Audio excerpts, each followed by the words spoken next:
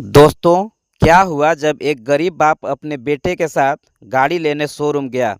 लेकिन शोरूम का मालिक यह कहकर भगा देता है कि तुम जैसे गरीबों की यहाँ गाड़ी खरीदने की औकात नहीं है। लेकिन जब लड़का अपने असली रूप में आया तो फटी जेब से चेकबुक निकालकर एक झटके में पूरा शोरूम ही खरीद डाला। उसके बाद फिर ऐसा होता है जिसकी किसी ने कल्पना भी नहीं की थी। दोस्तों, यह कहानी बहुत ही इंटरेस्टिंग और आज के नौजवान भाइयों और बहनों को आगे बढ़ने के लिए मोटिवेट करता है। और भी मोटिवेशनल कहानी सुनने के लिए सबसे पहले हमारे चैनल को सब्सक्राइब करके हमसे जुड़ जाएं। तो बिना देर किए कहानी शुरू करते हैं। दोस्तों, यह सच्ची घटना उत्तर प्रदेश के लखनऊ की है, जहां एक गरीब परिवार रहता था। माता पिता के साथ एक अर्जुन नाम का लड़का भी था। अर्जुन अपने घर की तंगी और गरीबी को दूर करने के लिए दिन रात मेहनत करता था, लेकिन उसके माता पिता उसको हमेशा नालायक और बेकारा समझते थे और अर्जुन को हर वक्त माँ बाप से सुनना पड़ता था। तू कुछ नहीं कर सकता, तेरे बस की कुछ नहीं है, तू सिर्फ हमारे ऊपर बोझ है। पर अर्जुन में कुछ खास था जो किसी को दिखता नहीं था। वह हर बात चुपचाप सुनता, पर उसकी आंखों में ठान लेने वाला सन्नाटा रहता। उसकी एक बड़ी बहन भी थी, गौरी, उम्र करीब 21 साल। अब गांव में यह उम्र शादी की हो जाती है। माँ पिता परेशान रहते थे कि कब इसका ब्याह करें, लेकिन मुश्किल यह थी कि दहेज का इंतजाम कहाँ से हो। गौरी समझदार थी, वह जानती थी कि घर की हालत क्या है। वह खुद कहती थी, माँ बाबूजी, मेरी शादी की इतनी जल्दी क्या है। अर्जुन पढ़ाई कर ले, कुछ काम पकड़ ले, फिर आराम से शादी कर लेना मेरी। लेकिन गांव का माहौल ऐसा था कि जवान लड़की का घर में रहना भी ताना बन जाता था। एक दिन की बात है, अर्जुन अपने पिता शंभू के साथ पास के शहर गया। शंभू के किसी पुराने दोस्त ने कहा था कि मैं थोड़ी सी मदद कर दूंगा, तुमको एक नई गाड़ी दिलवा दूंगा, तुम आ जाना। अर्जुन के दिल में पहली बार एक छोटी सी उम्मीद जगी थी। अगर कार आ गई तो गांव में टैक्सी चलाएंगे, कुछ आमदनी होगी। वो दोनों शहर के एक चमचमाते कार शोरूम में गए। दुकान के बाहर खड़ी नई कारें, अंदर एसी की ठंडी हवा और शीशों के दीवारों। गांव से आए शंभू और अर्जुन को यह दुनिया किसी सपने जैसी लगी। लेकिन शोरूम के अंदर घुसते ही जिस तरह से सेल्समैन ने उन्हें देखा, वो नज़र काटने वाली थी। उसने अर्जुन के गंदे चप्पल, पसीने से भींगी कमीज और उसके पिता के पुराने झोले को देखा। फिर एक बार मुस्कुराया और बोला, देखिए साहब, यहाँ गाड़ी देखने का कोई चार्ज नहीं है, पर यह जगह आपके लिए नहीं है। बाहर सेकेंड हैंड कार की दुकानें हैं, वहीं जाइए। शंभू ने विनम्रता से कहा, भैया, एक दोस्त ने भेजा है, उसने कहा था यहाँ। अरे भैया, यह हर कोई कहता है, जान पहचान है, पर खरीदने लायक हो तब बात करना, यहाँ टाइम पास करने मत आओ। वो सेल्समैन झल्लाते हुए बोला। अर्जुन कुछ नहीं बोला, बस एक टक उस शोरूम को देखता रहा। बाहर निकलते तो शंभू की आंखें भर आई थी, पर उन्होंने अर्जुन से कुछ नहीं कहा। पर अर्जुन के दिल में कुछ टूट गया था, शायद कुछ बन गया था। रात को घर लौटे तो माँ पूछने लगी, गाड़ी मिली? शंभू ने झूठे मुस्कुराते हुए कहा, वो दोस्त नहीं मिला, अगली बार देखेंगे। अर्जुन चुपचाप अंदर चला गया, कमरे में जाकर लेट गया। छत से टपकता पानी सिर के पास गिर रहा था, पर उसे फर्क नहीं पड़ा। उसकी आंखें बंद थी, पर उसका दिमाग किसी और दुनिया में था।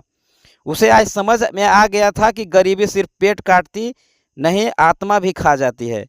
इसी बीच एक और हादसा हुआ जिसने जैसे आग में घी डाल दिया। गौरी की शादी तय हो गई थी।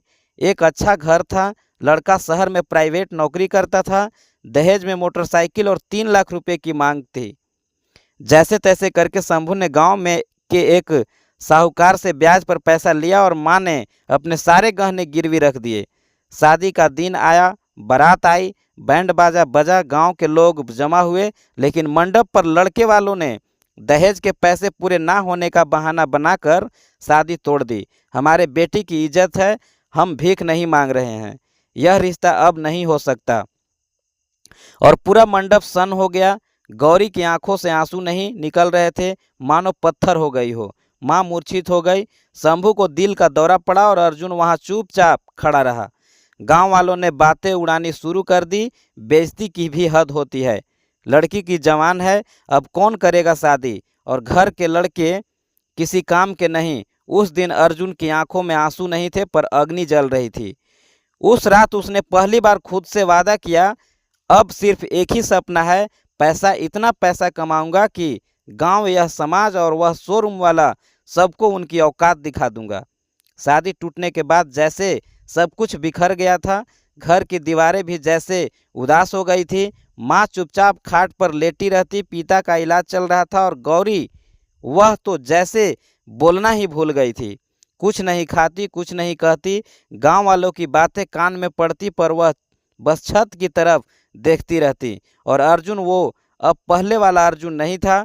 अब उसकी आंखों में सन्नाटा नहीं, आग थी। गांव के लोग सोचते थे कि वह भी टूट जाएगा, लेकिन वह तो जैसे भीतर से और मजबूत हो गया। अब वह न ज़्यादा बोलता था, न किसी से नज़र मिलाता। दिन में काम करता और रात में पढ़ता। मोबाइल में नेट नहीं होता था तो गांव से 4 किलोमीटर दूर जाकर पेड़ के नीचे बैठकर नेटवर्क पकड़ता। कभी दोस्त से हॉटस्पॉट मांगता। फिर एक दिन उसने सोचा, अगर मैं सिर्फ नौकरी करूंगा तो मैं अपने जीवन में कुछ ज़्यादा बड़ा नहीं उखाड़ पाऊंगा। मुझे ऐसा करना होगा जिसमें मैं पैसा कागज़ की तरह छापूं। कागज़ की तरह पैसा छापने का सिर्फ एक ही तरीका था, शेयर मार्केट। उसने ठान लिया था, अब नौकरी नहीं, अब बड़ा खेल खेलना है। शेयर मार्केट उसकी ज़िंदगी का एक नया सपना बन गया था। उसे समझ आ चुका था कि अगर वक्त रहते दिमाग और जानकारी से खेला जाए तो पैसा बस कागज़ का खेल है। पर शुरुआत आसान नहीं थी। एक रात जब सो गए तो अर्जुन छत पर बैठा रहा। चांदनी रात थी लेकिन उसका चेहरा किसी तूफान जैसा था। उसके हाथ में एक पुराना रजिस्टर था जिसमें उसने अब तक सीखी हर चीज़ लिख रही थी। Stocks, mutual fund, trending, long term investment, short selling. सुबह होते ही उसने एक फैसला लिया, अब गांव छोड़ना होगा। पिता की तबीयत थोड़ी संभली थी। माँ धीरे धीरे घर के काम में लग रही थी और गौरी भी कुछ कुछ बातें करने लगी थी। अर्जुन ने माँ से कहा, अम्मा, मैं कुछ दिनों के लिए बाहर जा रहा हूँ पढ़ाई के लिए, पर मैं वादा करता हूँ इस बार लौटूंगा तो सब बदल चुका होगा। माँ ने बस इतना कहा, बेटा तू जो भी कर, खुदा से दुआ है तो टूटना मत।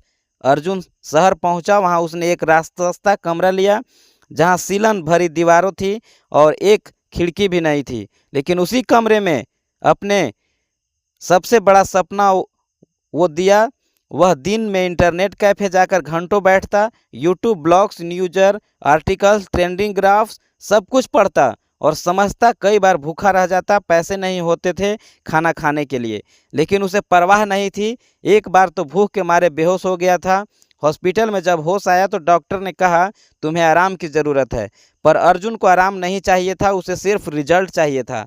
एक दिन एक वीडियो में उसने सुना, शेयर मार्केट में समझ और संयम से खेलो तो पैसा छपाई की तरह आता है, लेकिन लालच से खेलो तो सब कुछ मिट्टी हो जाता है। उसने इस बात को दिल पर ले लिया। अब वह दिन रात डेमो ट्रेडिंग करता, यानी बिना असली पैसे लगाए मार्केट की चालों को समझता। कुछ महीनों बाद उसने अपने गांव के एक पुराने जान पहचान वाले से 5,000 रुपये उधार लिए। उसे बताया कि ये कोर्स करना है। उस पैसे से उसने अपना पहला छोटा सा रियल ट्रेड किया और यहीं से खेल शुरू हुआ। पहली बार जब उसे मुनाफा हुआ तो वह हंस नहीं पाया, बस आंखें बंद करके आसमान की तरफ देखा, जैसे किसी को शुक्रिया कहा हो। धीरे धीरे उसका आत्मविश्वास बढ़ता गया। वह हर ट्रेंड को पकड़ता सीख गया।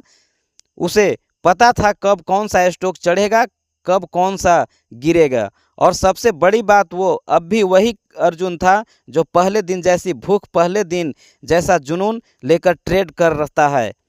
कई बार घाटा भी हुआ पर उसने हार नहीं मानी। अब उसका पहली बार खाता में 1,00,000 रुपया पार हुआ तो उसने माँ को कॉल किया, अम्मा अब चिंता मत करना, अब घर की हालात बदलेगी। लेकिन माँ को तब भी नहीं पता था कि अर्जुन असल में क्या कर रहा है। उन्होंने बस इतना कहा था, खुश रह बेटा, यह जान के ही सुकून है। कुछ ही महीनों में अर्जुन लाखों में खेलने लगा। उसने एक फंड शुरू किया जिसमें कुछ पुराने दोस्तों को भी जोड़ा। उसने उन्हें पैसे कमाने के तरीके सिखाए, उनकी मदद की, लेकिन खुद को अब भी छुपा कर रखा। उसे शोरूम वाला बात याद था, वह घिनौनी हंसी, वह तिरस्कार भरी नज़र, सब कुछ उसकी रग रग में बसा था। और फिर एक दिन अर्जुन ने खुद को बदलने की ठानी। उसने कुछ अच्छे कपड़े लिए, बाल ठीक करवाए और एक नई कार बुक की।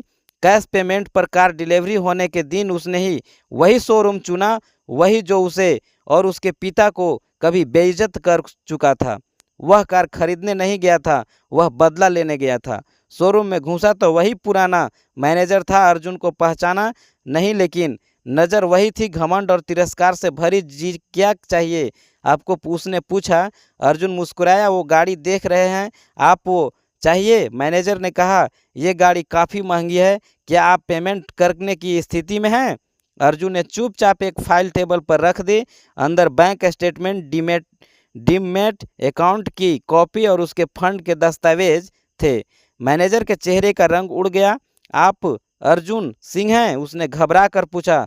हाँ, अर्जुन ने शांत स्वर में कहा, और आज मैं यह गाड़ी नहीं, पूरा शोरूम खरीदने आया हूँ। शोरूम का माहौल एकदम सन हो गया। चारों तरफ खामोशी छा गई थी। अर्जुन की आंखों में अब कोई गुस्सा नहीं था, सिर्फ ठंडा आत्मविश्वास था।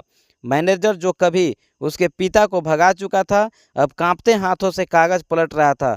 हर एक पन्ने पर करोड़ों की जानकारी थी। बैंक बैलेंस, प्रॉफिट ग्राफ, निवेश के आंकड़े, वो सब कुछ जो किसी इंसान को आम से खास बना देता है। आप मजाक तो नहीं कर रहे हैं ना सर? मैनेजर ने डरते हुए पूछा। मजाक? अर्जुन हंसा। मजाक तो उस दिन आपने किया था जब मेरे पापा के पैरों के नीचे से कुर्सी खींच दी थी, जब आप बोले थे यह शोरूम गरीबों के लिए नहीं है। आज मैं वही कुर्सी खींचने आया हूँ, लेकिन कागज से। अर्जुन ने अपने पीए को बुलाया जो बाहर ही खड़ा था। इनसे बात कीजिए, फाइनल रेट तैयार करवा लीजिए, मुझे आज ही रजिस्ट्री करानी है।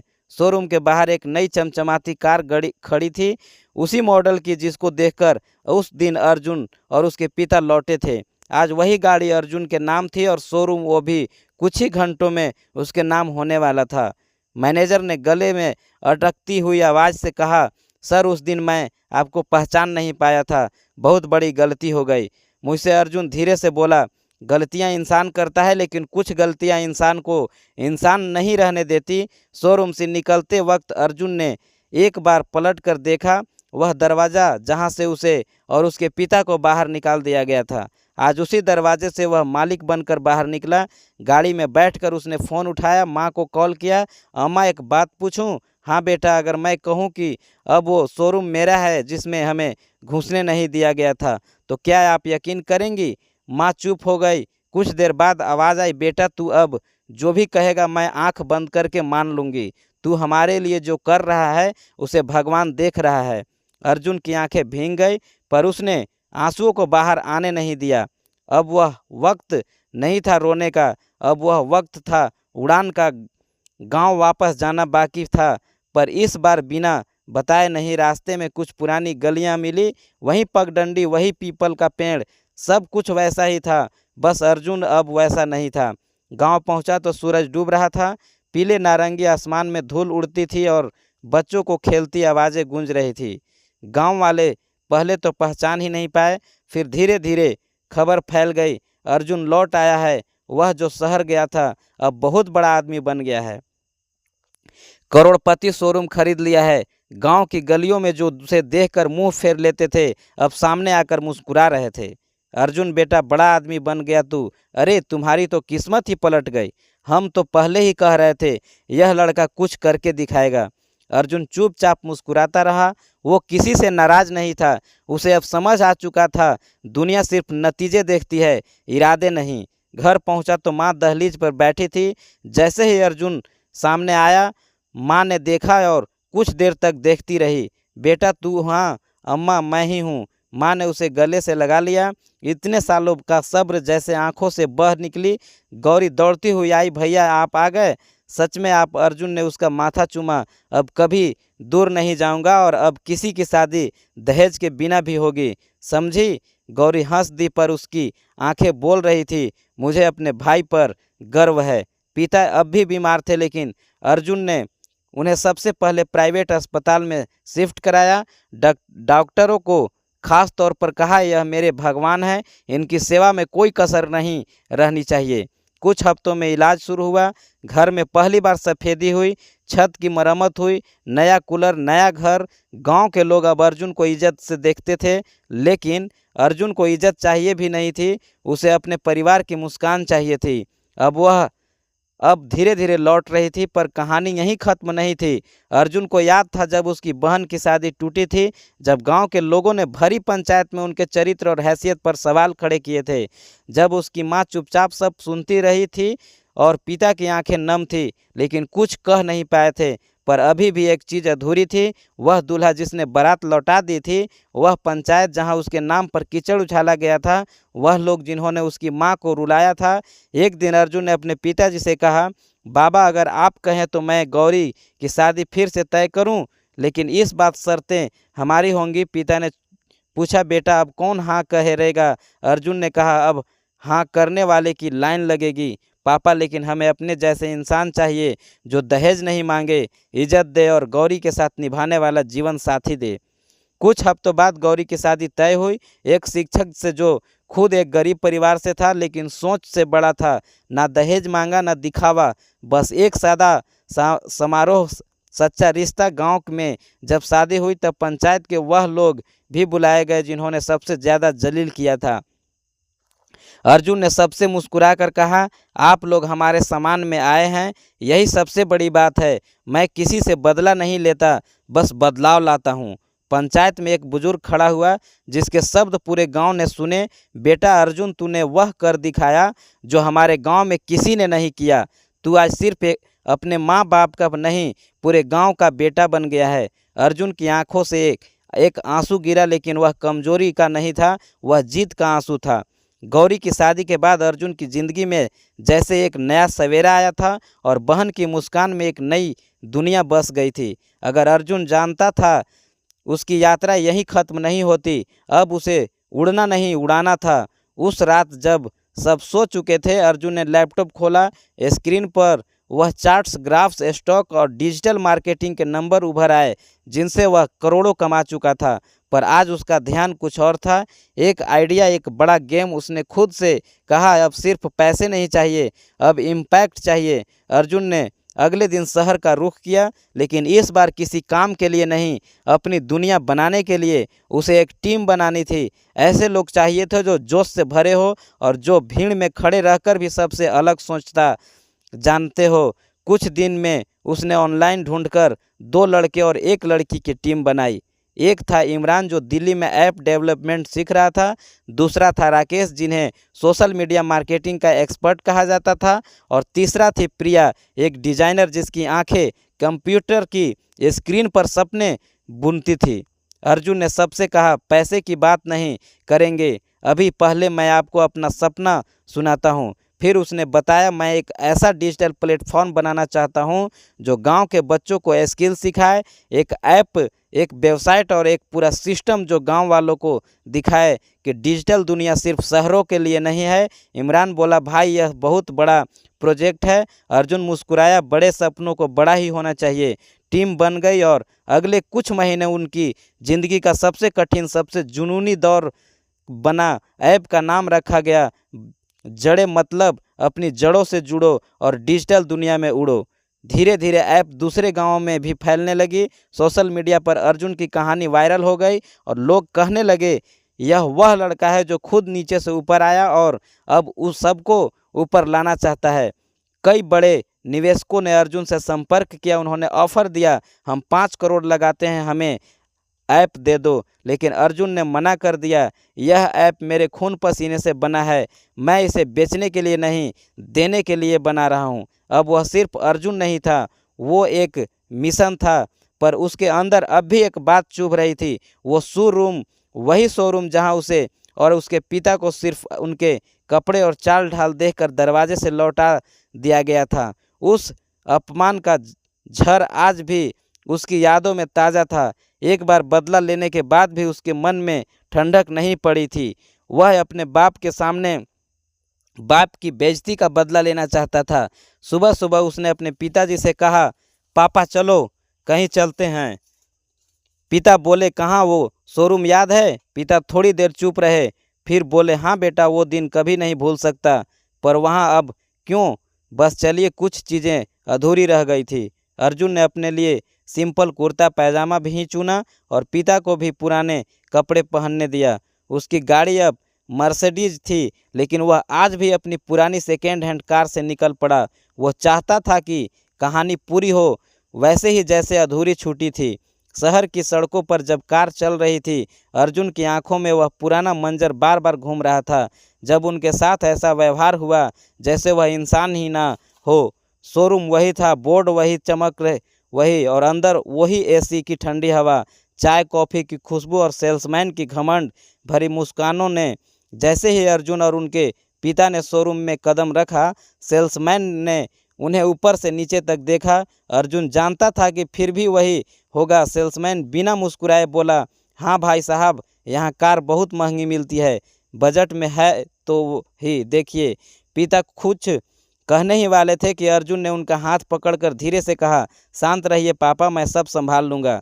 सेल्समैन फिर बोला, देखिए समय खराब मत कीजिए, हम सिर्फ सीरियस कस्टमर से डील करते हैं। अब अर्जुन मुस्कुराया, वो मुस्कान जिसमें तिरस्कार नहीं, ठंडी आग थी। मैनेजर को बुलाइए, अर्जुन ने कहा। सेल्समैन चिढ़ गया, क्यों, क्या मैनेजर आपका नौकर है? अर्जुन ने जेब से एक कागज़ निकाला और उसके हाथ में थमाया। सेल्समैन ने जैसे ही पेपर देखा, उसके चेहरे का रंग उड़ गया।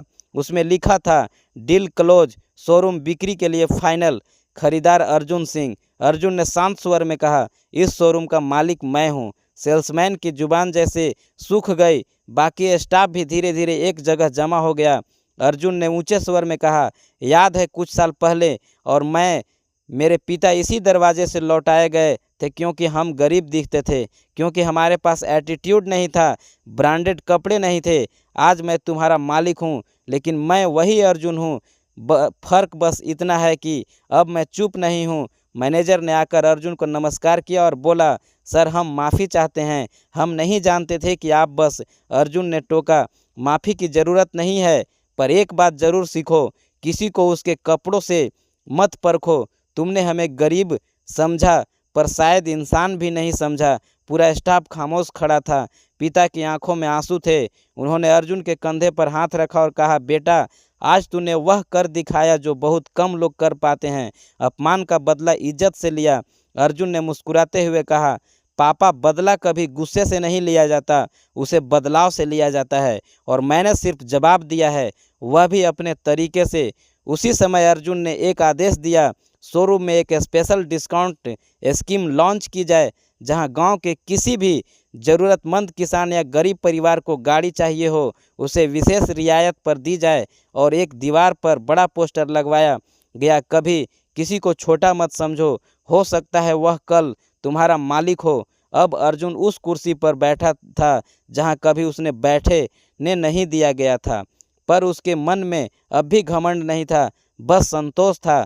वापसी के रास्ते में जब भी पिता और बेटा गाड़ी में बैठे तो पिता ने कहा, अब क्या सोच रहे हो बेटा? अर्जुन ने कहा, अब असली खेल शुरू करना है बाबा, अब मेरे जैसे हजारों अर्जुन तैयार करने हैं। और गाड़ी धीरे धीरे गांव की ओर बढ़ने लगी, और फिर अर्जुन ने बहुत सारे लोगों को आगे बढ़ाया। एक गरीब लड़का कितना आगे बढ़ गया। तो दोस्तों, बड़ा बनने के लिए एक लक्ष्य होना बहुत ज़रूरी है, और उस लक्ष्य के अनुसार काम करना।